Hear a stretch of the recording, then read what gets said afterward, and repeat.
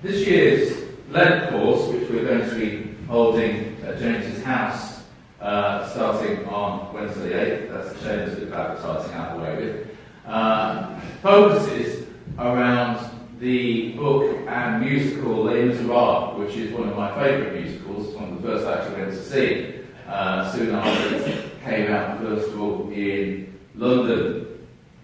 Now, I'm not obviously going to go into huge amounts on that, because after all, that's what the Lent course is for. However, there is one thing that strikes me about that book. Now, for those who don't know the story, and even for those who do, I'm going to give a very quick recap over the central character, Jean Valjean. Jean Valjean, at the beginning of the book, is a convict. He is sentenced initially to 5 years imprisonment and hard labour for stealing a loaf of bread to feed his sister's dying child, who is dying of starvation. 5 years of hard labour and toil. During that time, he tries to escape several times, and so his sentence gets extended. Eventually, after 19 years for stealing a mouthful of bread, he is put on parole, which then was a yellow ticket, which you had to produce as your papers in the wake of the French Revolution to say who you were. And this particular ticket, his papers, would always have him cast as a violent prisoner. Someone not to be trusted, somebody who was unsafe to be around, and he would have to produce these papers. So he is paroled, but everywhere he goes, what little work he gets nowhere near the going rate for, because he is a convict. Other times he is beaten mercilessly. He is not allowed into places. He begs for a roof over his head, and he is rejected. Eventually, after a beating, he makes his way to the Bishop of Dunyan, who, unlike the bishops of the time, perhaps even the bishops today, was very much a man of simplicity and of deep prayer and of deep faith. And this bishop encounters him, takes mercy on him and has pity on him, takes him into his house and feeds him. And in response, Valjean, who is a bitter man by this time, a very sad, a very lonely, a very angry man, notices the silver, and in the dead of night, he gathers what he can of that silver, and he runs out. He thanks his hosts by stealing from him. Of course, he gets caught and gets dragged back to the bishop. On his way, he makes a claim that he was given it as a gift. And the policeman say to the bishop, "This man says that you gave this to him as a gift," and the bishop's instant response is, "Of course. Of course I gave it to him as a gift. But, my friend, you forgot the best of it." And he goes and gets these 2 highly precious silver candlesticks and adds it to the collection. The police have nothing to go on, so they go.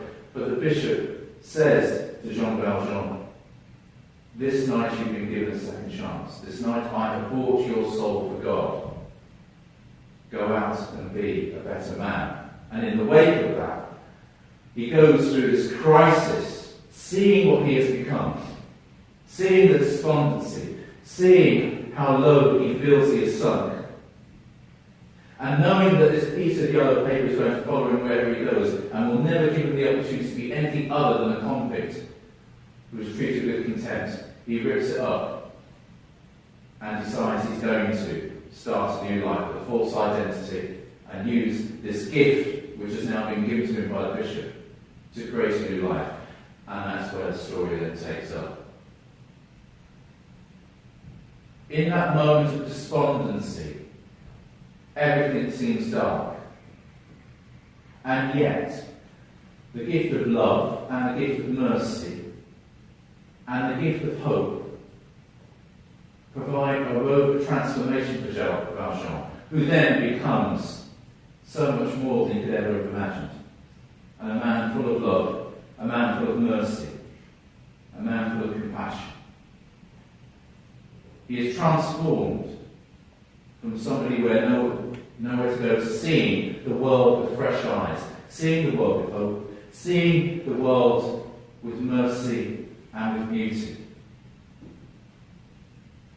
And he took an act of compassion and mercy and of love for his eyes to be opened.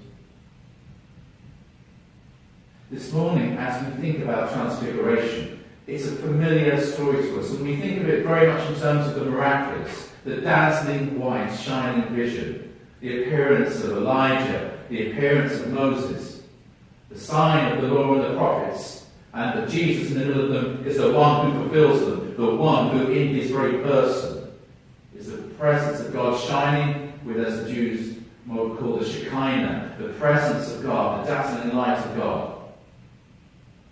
In himself, he fulfills everything that God is. And so we dwell on the miraculous. But for me, what's important is that it's so mundane as well. Jesus goes up the mountain with 3 of his inner circle. Now I suspect he didn't choose these 3 at random. They were the 3 who were perhaps closest to the edge of the vision, the closest to the edge of seeing things as Jesus saw them. After all, Peter has just declared that Christ is the Messiah, that Jesus is the anointed one of God. Of course, he then goes and marks it up with his own ideas of what that Messiah should mean. Glory, honour, power. And Jesus said it's none of that. It's the path of the cross, and it's only through the cross and despondency that one's heart is opened up to resurrection and joy. And this is something that Peter can't quite contemplate at that moment in time. But he is getting there. He is seeing things with new eyes for the first time because of this incredible, beautiful man of compassion and of God's love that is in front of him. I suspect the same is true of James and John, who must have been close to him because they were constantly fighting about which one should be the leader of the group between them. So they were probably getting it, but their egos are still getting in the way. But Jesus sees in them the potential for their eyes to be open, so he takes them up the mountain, the traditional place to go and spend time alone with God. And it's in that moment that their eyes are opened, that they can see that in this man, everybody else would just see this ordinary, wandering peasant prophet. They see that in this ordinary human being, the dazzling light of God appears. And their only response is to fall down in fear. Or for Peter to say, we want to hold on to this moment forever. Let's build a dwelling for each of you so that we can just stay here. After all, who wouldn't want to bask in the glory of God in that way? But they fall in fear because they cannot get their heads around that in this very moment, in this very ordinary but so charismatic and beautiful man, the glory of God is appearing. And Jesus' response is to say, if you love God, and if you love me, there is no need to fear. After all, how can you love? How can you fear when you are in love? So he raises them to their feet and says, there's nothing to be fearful of here.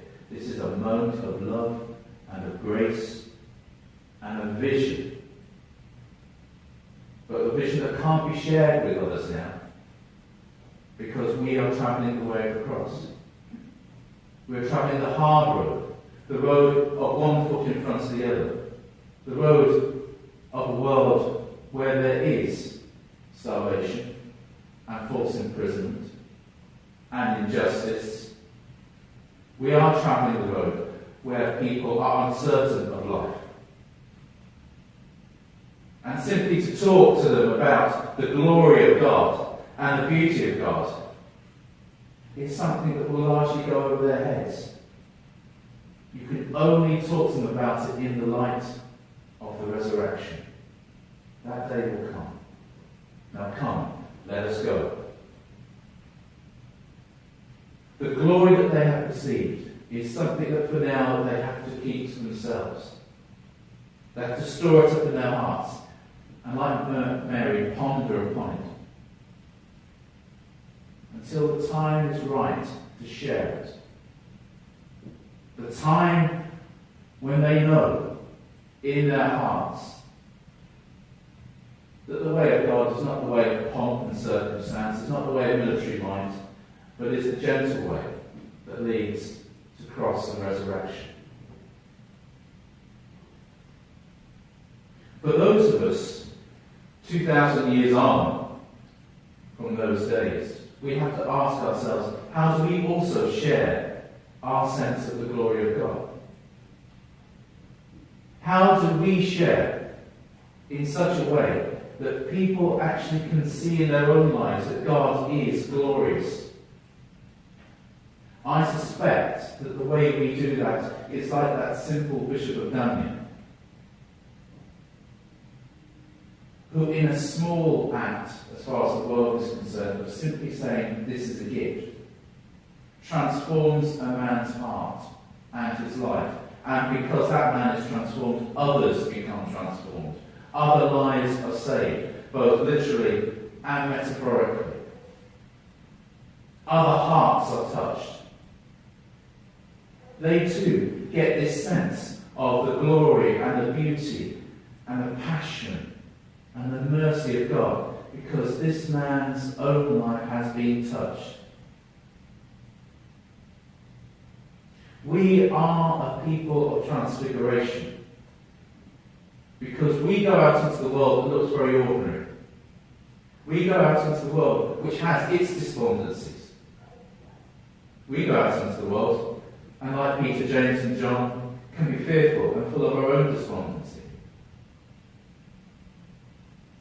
And yet, as people of the Transfiguration, people who walk on in the light of resurrection and knowing that in Christ we see the love of God made manifest as one of us, all we do is simply live in that light. We, in our small acts, if we can do that with great love and with great mercy, if we can move beyond our prejudices of others, if we can look at the world not with the eyes of the despondent, but with the eyes of possibility and with the eyes of hope, and that God may yet have the last word. If we, in our generosity of spirit and our generosity of resources, can touch the lives of others, then transfiguration happens. One quiet word from us may change somebody who feels alone into somebody who knows that they have the company of God with them. One quiet deed of mercy from us may take somebody who doesn't know which way to turn into somebody who sees a glimmer of hope. One simple act of sitting down with somebody who has nobody else to sit with them may have somebody who feels trapped and unloved suddenly have their eyes open to the fact that God still loves them because God is still with them. That is transfiguration. That is opening up the potential for people to see the world with God's eyes. That is our mission. Quiet, unassuming, going up a mountain with people. and waiting with them until their eyes are open. Not shouting and screaming, not lauding it, but simply being a quiet presence of love, mercy, generosity, and hope. And if we ourselves are struggling as individuals to keep that hope, we are there for one another. If Peter suffers from despondency, he has James and John with him. If James and John do not know which way to go, then Peter is there to help them carry their cross too. And that is who we are to one another. So that we can all go to the mountain and back down from the mountain together. And take those quiet words and quiet deeds of love, mercy, joy and hope back into the world. Never knowing how our words and deeds might open up the eyes of another, so that they may see the glory of God. So that they may see that God is actually never absent. We just don't know how to look for it.